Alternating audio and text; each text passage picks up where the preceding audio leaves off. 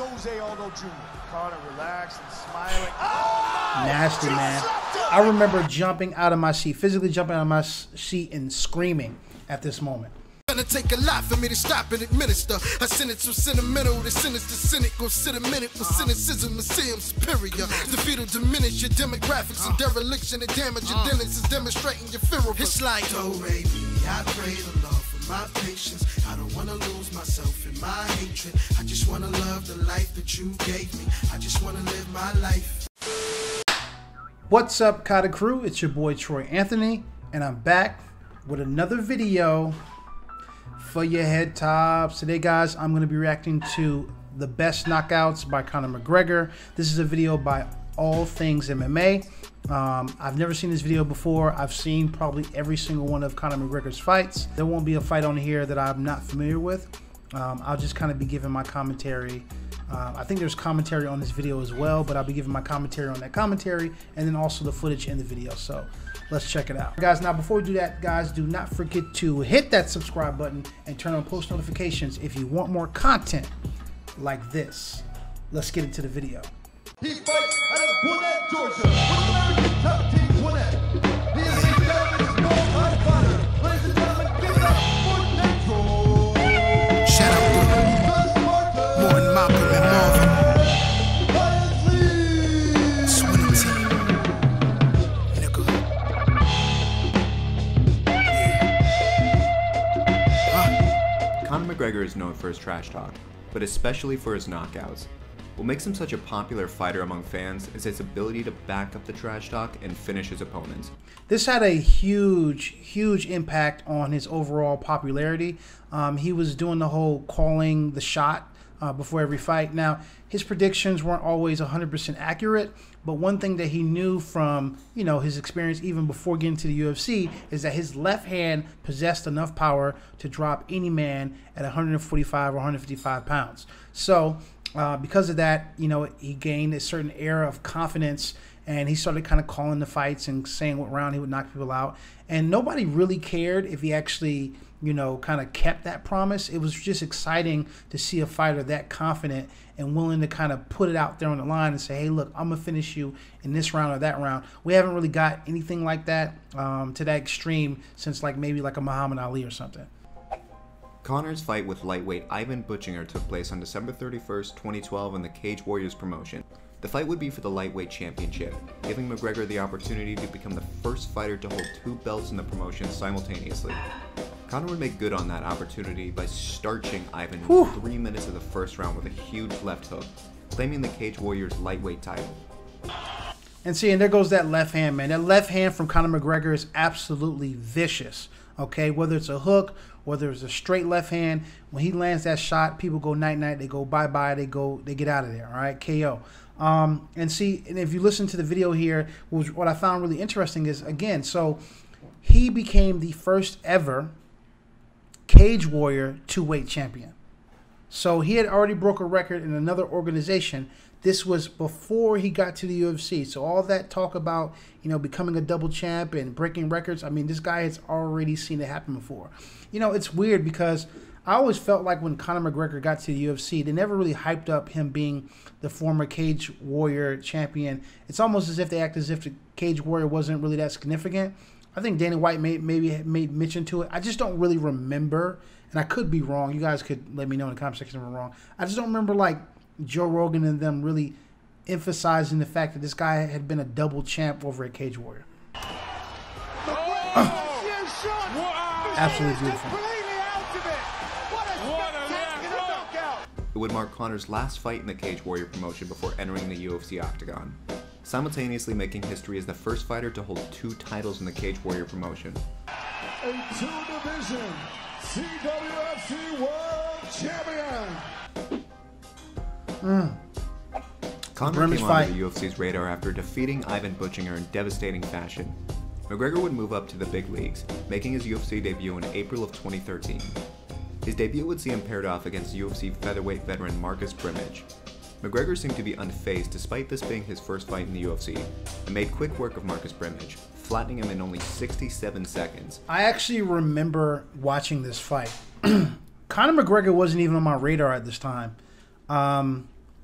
I just remember watching this fight, and you know, he already kind of had that aura of him and swag, and I had a good feeling of him.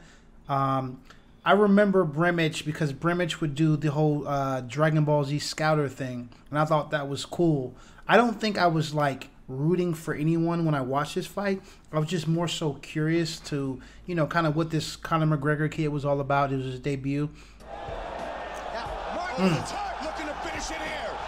Woo. This is why everyone's been talking about Conor McGregor. The fight would also see McGregor famously ask Dana for 60 grand. Yeah. 60 G's, baby. 60 G's, baby. UFC 189 was originally scheduled for Aldo to face McGregor for the featherweight belt, but due to a rib injury, Aldo would end up pulling out, with #1 featherweight contender Chad Mendes coming in as a last-minute replacement. Up until that point, Conor had never faced an experienced wrestler. With Conor being primarily a stand-up fighter, this left many questioning how Conor would fare against the former NCAA wrestler Chad Mendes. Like many of McGregor's fights, there was no shortage of trash talk between him and his opponent. Alright, I'm 5'6". You're 5'4" at least. Three inches taller than me, buddy. You should stand up because we can barely Yeah. see you on the screen. Connor, do you know what wrestling is? I remember Have you this. ever My been balls on double your forehead. Yeah, I know. During the fight, Chad would show some success with his wrestling, taking advantage of Conor's inexperienced ground game and landing elbows from the top position. Slashing elbow by Conor McGregor's inexperienced ground game. Man, get out of here. Listen, here's the thing. Conor McGregor had been training for years before this fight. Conor McGregor is in no way, shape, or form inexperienced on the ground. I honestly think Conor had a strategy. I think he knew that Chad Mendes had the power and ability and the leverage and height, you know, to be able to get underneath his punches and take him down. And I think, honestly, what Conor's strategy was that fight, if you go back and watch the fight, was to chip away at Chad Mendes's, you know, cardio, and then kind of buy this time. Also, too, size matters. Chad Mendes is extremely powerful and a strong wrestler, but I think that Conor McGregor had enough experience with some counter wrestling and jiu-jitsu that he felt confident enough that he would be able to, you know, get back on his feet at some point and, you know, land that devastating blow on Chad Mendes. So, no, I don't think, and I want to, actually, let me just go ahead and say this real quick because I know there's two camps for this. I don't think even Chad Mendes in shape, which I don't think he was out of shape. I think he's the kind of fighter, those alpha male guys, they stay in shape, you know, all year round. I think that even with a whole training camp, he still would have lost to Conor McGregor. I think at 145 pounds, Conor McGregor was just too much for that weight class. That's my personal opinion. You can feel however you want. Going on to win the interim title and being rescheduled to fight Aldo at UFC 194 in December. José Aldo was undefeated in the UFC at the time, and hadn't lost in over a decade. There was no shortage of bad blood between the two, as Conor unleashed an onslaught of insults on Aldo during the build-up to the fight. This was probably some of the best trash talking Conor McGregor ever did. That's when he became the Conor McGregor, the trash talker, the one that everyone knew for trash talking. He also kind of became, you know, a bit of a celebrity at that point. Not the big celebrity he is today, but he definitely was starting to build up his celebrity at that point. Look into my eyes, little man. Little Brazilian. Ooh, vamos here. Let's go a little bit closer. Don't touch. Closer, let's go closer. I want to smell his pussy. This was super awkward. That Mental was super warfare awkward. clearly worked in Conor's favor, and it appeared the pressure was getting to Aldo.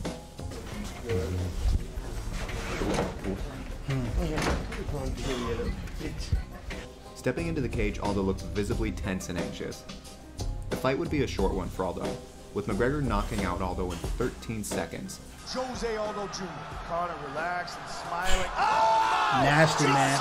I remember jumping out of my seat, physically jumping out of my seat and screaming at this moment. In November of 2016, Conor would make his lightweight debut, challenging lightweight champion Eddie Alvarez for the this was title, great. with the goal to become the first ever two-weight world champion. This was a controversial move by the UFC, granting Conor an immediate title shot given he had never fought at lightweight before.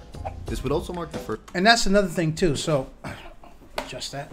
The thing about that, sorry about that. The thing about that immediate title shot, there were some people that were upset by that. But here's the thing.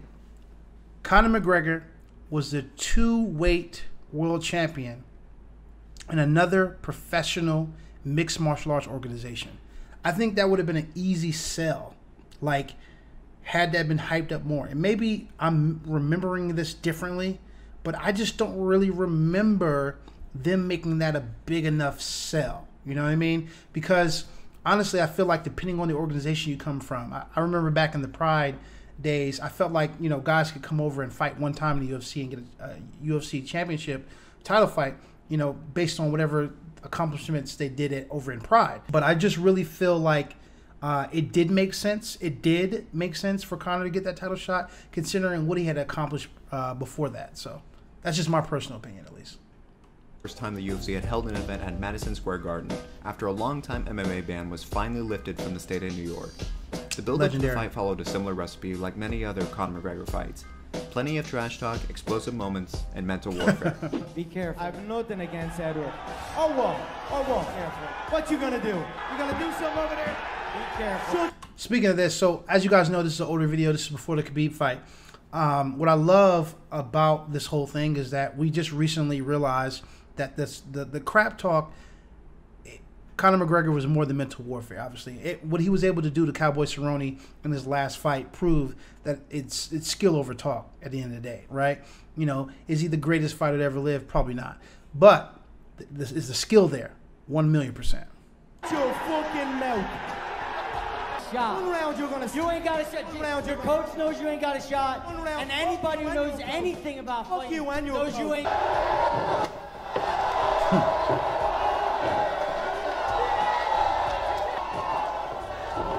This was wild. This is when Conor started to kind of go off the deep end a little bit, Like I think. many of Conor's opponents, Eddie looked visibly worn down as he entered the octagon on fight night. Although McGregor was only the slight favorite, he showed a massive gap between their skills, dominating the fight and throwing Eddie off of his game. Conor would drop him several times in the first round and finish him in the second with an incredible 4-punch combination. This was one of the cleanest combinations I've ever seen in MMA history. It just looks so beautiful. If you guys enjoyed the video, let me know by leaving a like and subscribing. Thanks so much for watching, guys, and I'll see you on the next. It's combinations like that that made people feel like he could make the transition over to boxing. And I do, in my personal opinion, think that Conor McGregor is probably one of the best MMA boxers out there. But boxing is a whole different league and sport. And when I say that, I don't want to make people think that boxing is superior to MMA. I don't feel like that at all. I feel like it's just a different sport. And so anytime you're making a crossover into a different kind of sport and you have to master a certain skill set, you need to make sure that you have all the adequate skills to make it over in that sport. Now, if a boxer was to start a fight with Conor McGregor on the street, I don't think they would stand a chance. But in a boxing ring where the rules are limited to only throwing hands and wearing, 8-ounce gloves or whatever, it's a whole different story because those people have been playing that game for years. Now, obviously, after this, Conor McGregor went on to fight Khabib and end up losing that fight. But it was, a historic night. And Conor eventually, after a bunch of turmoil and things that went on in his life, legal issues, et cetera, went back and was able to kind of reignite his career with a win over Cowboy Cerrone. So that's kind of how the story goes for now, and we'll have to see what happens after this whole coronavirus outbreak is over. Anyway, guys, if you enjoyed that video, make sure that you like this video, leave a comment below, and subscribe to our channel. Hope you guys enjoyed it. If you want to see more videos like this, let me know. See you guys next time.